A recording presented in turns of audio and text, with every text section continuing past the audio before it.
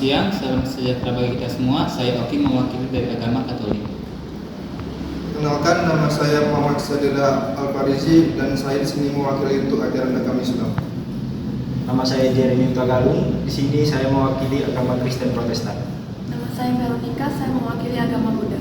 Saya Jepilin, saya mewakili agama Konghucu. Bagaimana pendapat narasumber mengenai kerukunan umat beragama secara keseluruhan di Indonesia? Menurut pendapat narasumber, dari skala 10 sampai 100 sudahkah kerukunan antar agama di Indonesia tercapai dengan baik?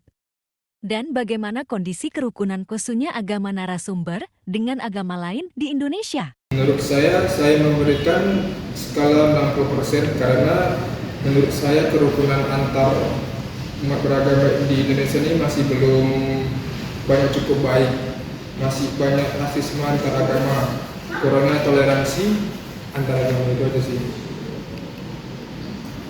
Menurut saya ada di skala 70. Di setiap provinsi itu terdapat hal yang berbeda.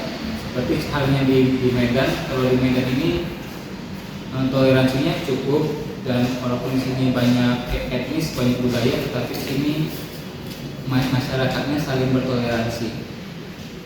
Menurut saya itu masih berada di skala 70 karena memang masih banyak yang beda-bedakan ras, agama, dan kurang toleransi terhadap sesama umat beragama.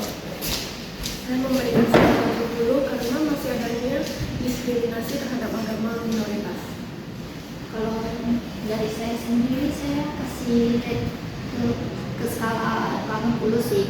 Soalnya dibandingkan di negara kita sama negara lain, keberagaman kita, cara kita hidup rukun itu lebih bagus dari di negara luar sana. Dalam ajaran agama narasumber, bagaimanakah kerukunan antar umat beragama diajarkan? Dalam ajaran saya Islam, sebagai agama yang menjunjung toleransi terhadap agama lainnya dan tentunya bukan toleransi yang kebablasan.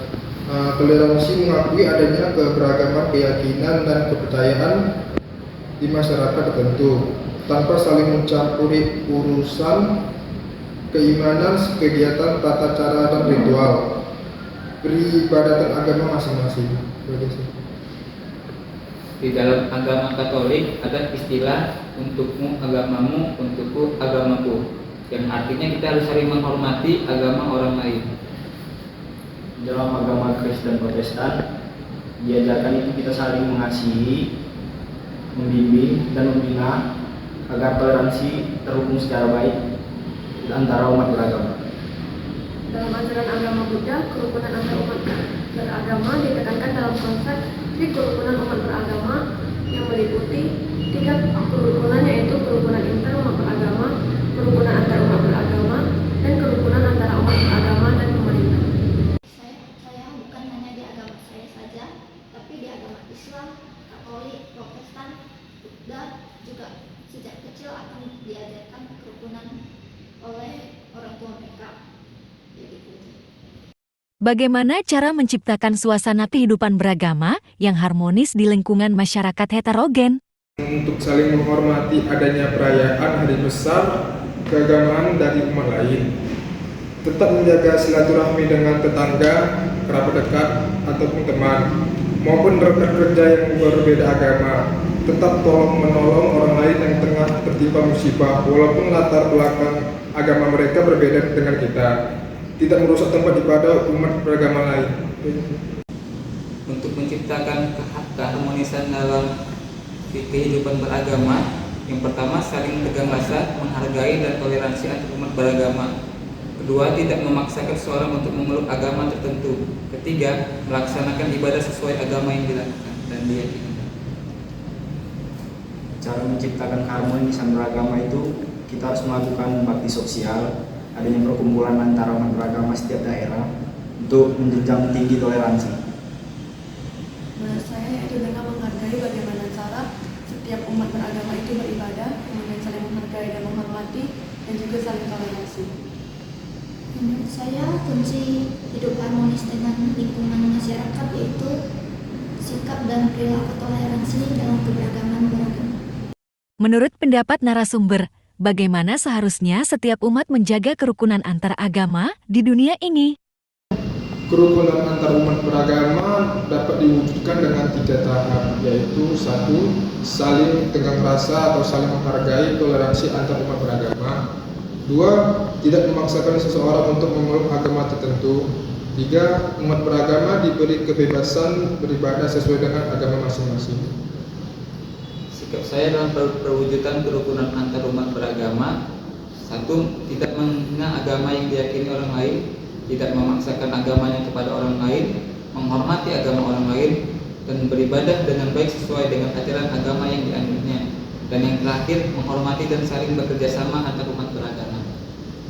Untuk menjaga kerukunan antar umat beragama, kita harus saling toleransi, bebas memilih agama masing-masing, memeluk agama masing-masing, tidak membeda-bedakan, tidak memaksakan untuk masuk agama lain, dan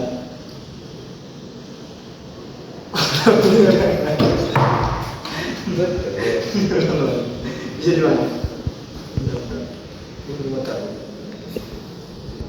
Ya. Untuk menjaga kerukunan antara agama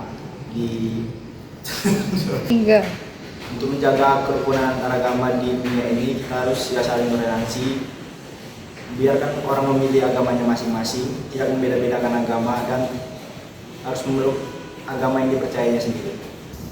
3. Yaitu dengan menghargai kebebasan beragama, menghindari diskriminasi, kemudian saling menghargai dan menghormati, dan juga saling toleransi. Menurut saya dari jawaban teman-teman semuanya, tetap perilaku toleransi kita sih tetap terhadap keberagaman beragama. Menurut pendapat narasumber, bagaimana seharusnya dan peran pemerintah untuk menciptakan kerukunan beragama bagi seluruh warga negara? Menurut saya, peran pemerintah sangat berpengaruh dalam menjaga kerukunan umat beragama. Berbagai upaya dilakukan oleh pemerintah, di antara lain mengeluarkan peraturan perundang-undangan dan mendirikan forum kerukunan dan mendirikan umat beragama atau disebut dengan FKUB di berbagai provinsi untuk memelihara kerukunan umat beragama.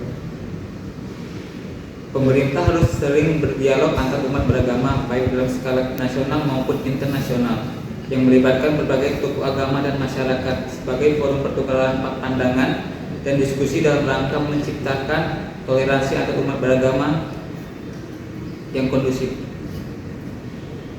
Peran pemerintah itu sangat penting bagi umat beragama, karena masih banyak agama-agama kita yang terdiskriminasi di Indonesia ini, terhadap itu minoritas, dan pemerintah itu harus bisa memberikan wadah atau tempat untuk mereka beragama. Yaitu dengan menggalak kerjasama, menghormati keberagaman, menjamin kebebasan beragama, dan juga mengatasi konflik. Saya setuju bahwa peran pemerintah dalam membangun kerukunan itu sangat penting. Contohnya di Taman Mini Indonesia Indah sendiri ada 8 tempat ibadah di daerah itu. Kerukunan umat beragama dapat mengembangkan rasa kebersamaan dan kesatuan bangsa. Dengan adanya kerukunan umat beragama, generasi muda dapat merasa menjadi bagian dari bangsa Indonesia, terlepas dari perbedaan agama yang mereka anut. I wanna